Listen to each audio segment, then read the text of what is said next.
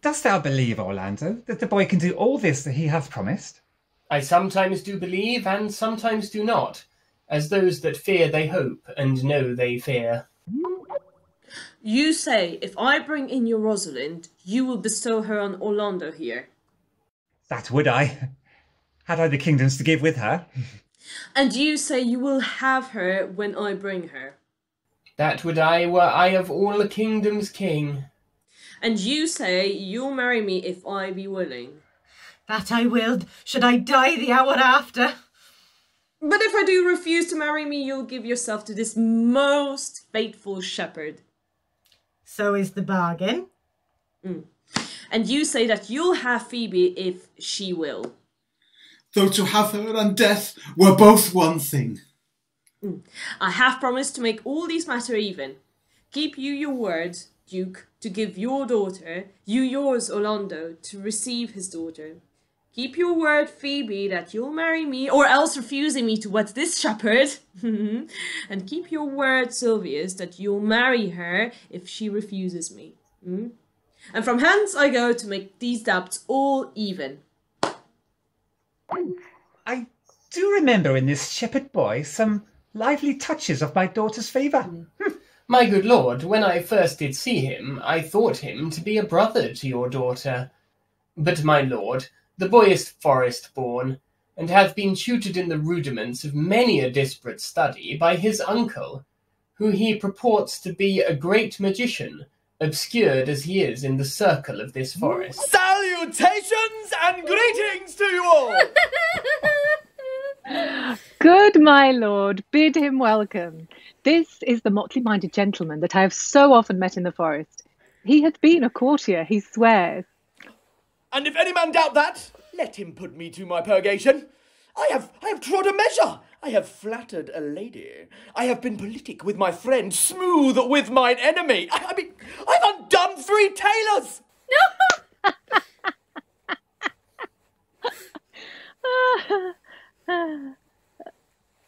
Is not this a rare fellow, my lord?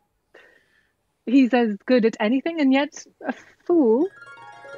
Then is there mirth in heaven, when earthly things made even atone together.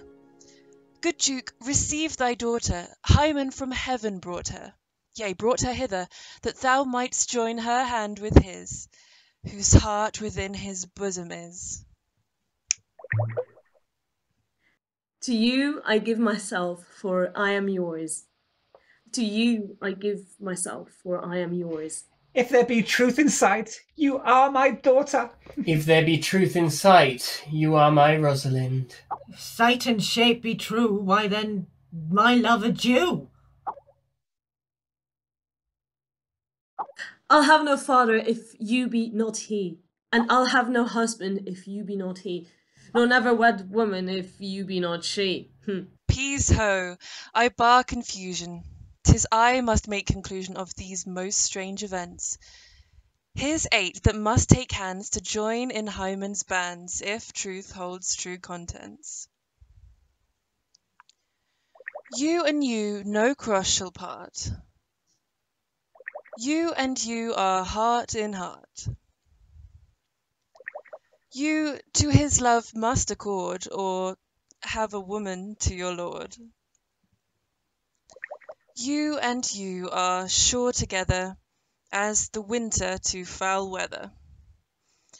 Whiles a wedlock hymn we sing, feed yourselves with questioning, that reason, wonder may diminish, how thus we met, and these things finish. Oh, my dear niece, welcome thou art to me.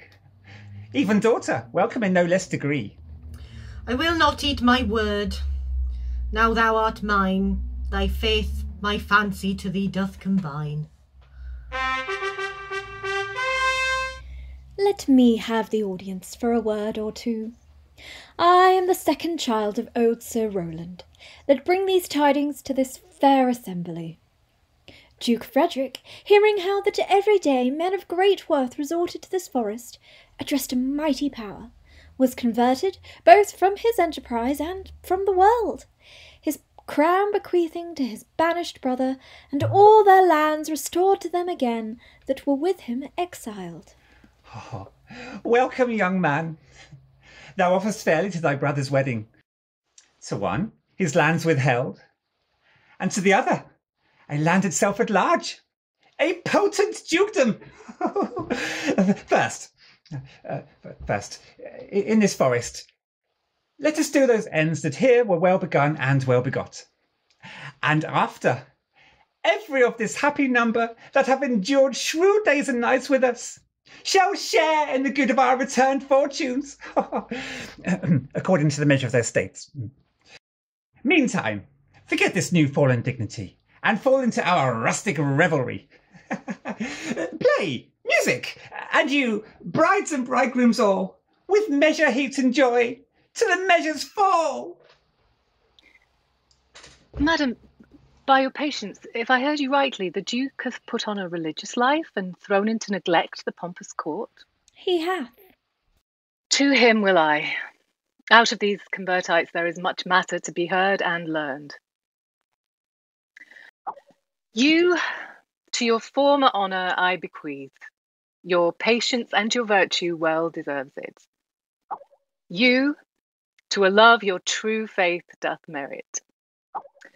You, to your land and loves and great allies. You, to a long and well-deserved bed. And you, to wrangling, for thy loving voyage is but for 2 months victualled.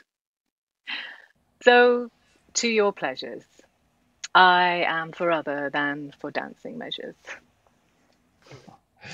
Proceed, proceed.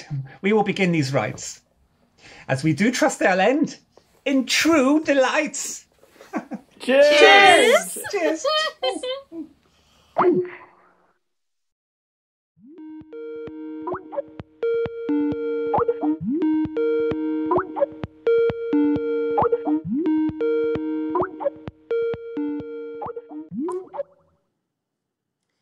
It is not the fashion to see the lady the epilogue, but it is no more unhandsome to see the lord the prologue. If it be true that good wine needs no bush, 'tis true then that a good play needs no epilogue.